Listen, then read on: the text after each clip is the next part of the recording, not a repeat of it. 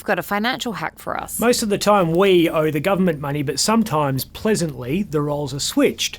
Every year Australians are refunded things like rental bonds, assuming you don't trash your flat, vehicle licence payments, assuming you do trash your car,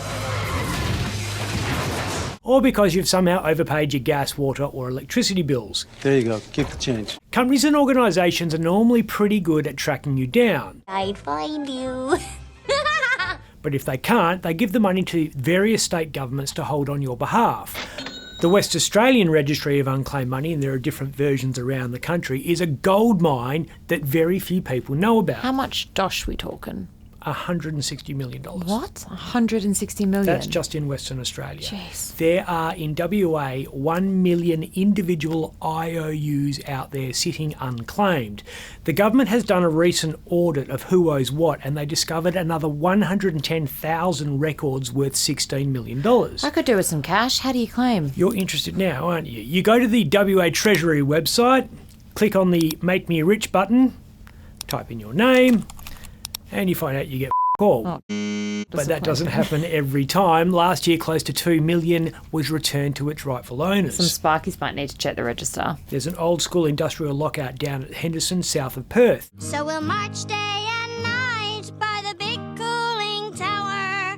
They have the plant, but we have the power. BAE Systems, which makes things like this, has cracked the shits with the Electrical Trades Union for wanting a 9% pay rise this year and another 10% over the next two. It's a pretty steep pay claim. You know, the union reckons a BAE Sparky earns a bit over $48 an hour, which is far below market value. Have a look at the invoice next time you get an electrician to your house. Having said that, trade unions always downplay how much workers earn. The companies always exaggerate the figures, so it's hard to know the actual truth. They'll take their precious time sorting it out, no doubt, which is no drama because it's not like we need defence equipment at the moment. It's not just military threats. Still on the wharves, but a little bit further north, there is strife at Fremantle Port.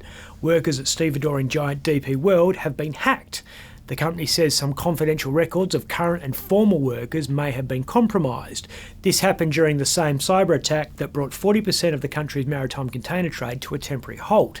That backlog of 30,000 containers was cleared in a week, which shows that Wharfies can occasionally rise to a challenge.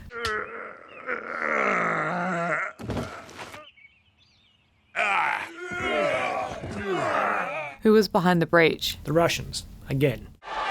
You will lose. The Maritime Union of Australia has branded DP World's failure to protect employees' details as one of the gravest failures of corporate governance in recent memory, which means it ranks the possible leaking of clock-on, clock-off times and preferred lunch orders by a handful of port workers nobody has heard of, alongside the malfeasance of crypto king Sam Bankman-Fried, Ponzi shyster Bernie Madoff, and blood analysis scammer Elizabeth Holmes. Okay, a bit of an exaggeration, but you wouldn't want your personal details leaked. No. But if that does happen, I do hope that I am supported by DP World's newly established cyber response team.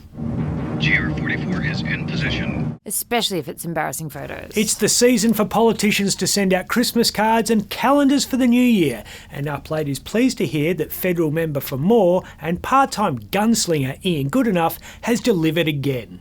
When not playing Cowboys and Indians, being told how to vote by members of the clan, and fighting for political survival, Ian has been working on his annual calendar, ensuring each month shows a different side to a man who has held his seat for 10 years in what is rude proof that the people of More are complete idiots. Oof. You can plan events in February whilst watching Ian dig a hole for himself. July sees Ian get some tips from kids about what to do when you're up shit creek during pre-selection.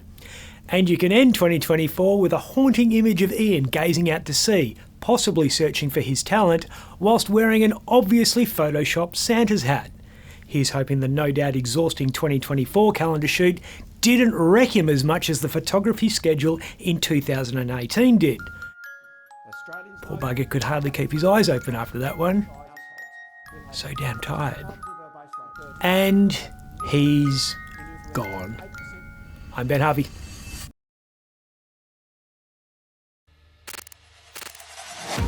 Two young girls, they mattered to people. There's unexpected turns and unexpected results.